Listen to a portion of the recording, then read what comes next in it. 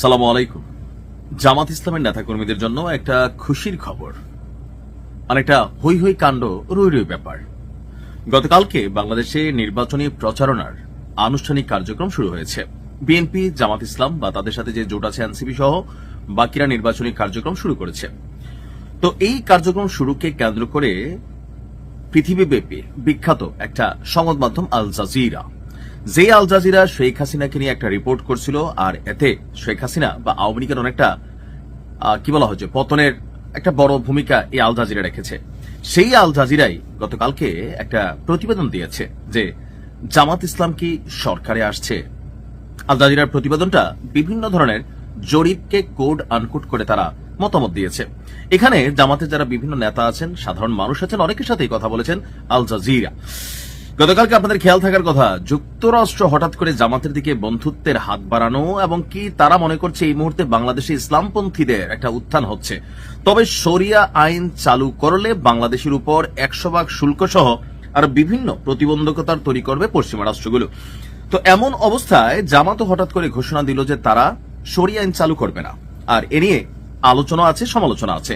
তো সবকিছু ছাপিয়ে আল জাজিরার এই প্রতিবেদন যুক্তরাষ্ট্রের বন্ধুত্বের হাত বা সর্বশেষ ইউনিভার্সিটির লেভেলে যে নির্বাচনগুলো হয়েছে ছাত্র সংসদ, সেখানে ছাত্র শিবিরের সমর্থিত প্যানেলের নিরঙ্কুশ বিজয়, সবকিছু মিলিয়ে একটা বার্তা তৈরি করছে পশ্চিমাদের কাছেও যে বিএনপির প্রধান প্রতিপক্ষ হচ্ছে এবার জামাত।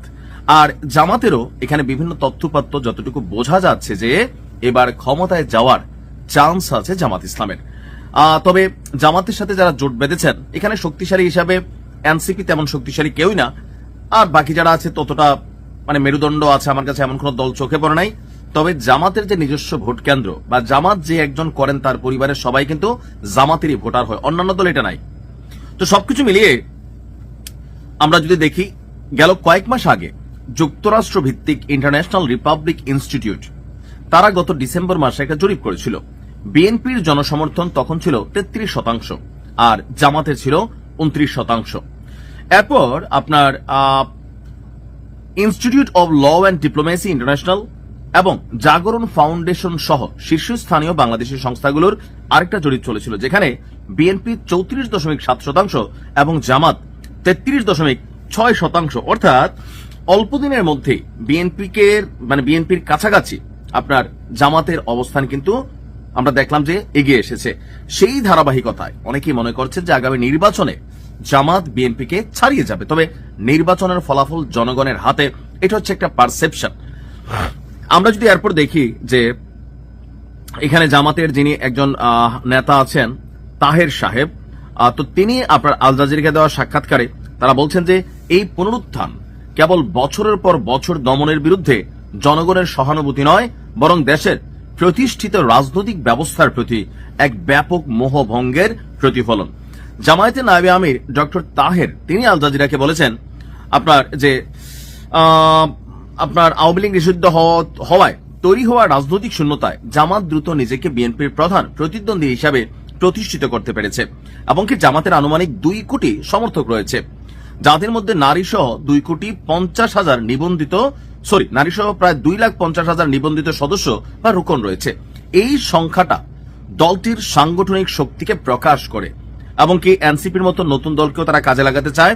আর জামাতের প্রতি জনগণের আগ্রহ বাড়ছে, এমনকি এই ধারাবাহিকতা অব্যাহত থাকলে সংখ্যাগরিষ্ঠতা পাবেন বলেও আপনার তাহের সাহেব বিশ্বাস করছে।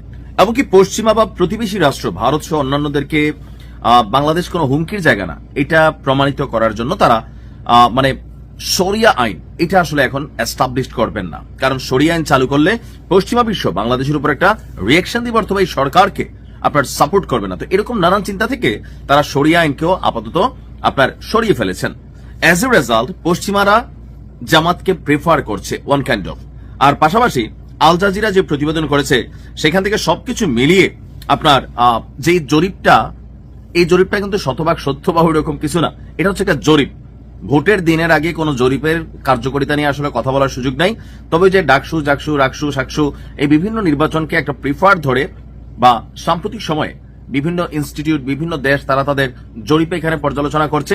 তো সেখান থেকে যেভাবে জামাতের জনপ্রিয়তা ধরেন জরিপে যেটা দেখা যাচ্ছে একটু একটু করে বাড়ছে, সো নির্বাচন আসতে আসতে অনেক ঘটনা ঘটবে, সেই ঘটনা প্রতি ঘটনায় হয়তোবা জামাত এগিয়েও যেতে পারে। তবে রাজনৈতিক দল হিসাবে বিএনপি যথেষ্ট শক্তিশালী, ভোটার সংখ্যা অনেক বেশি।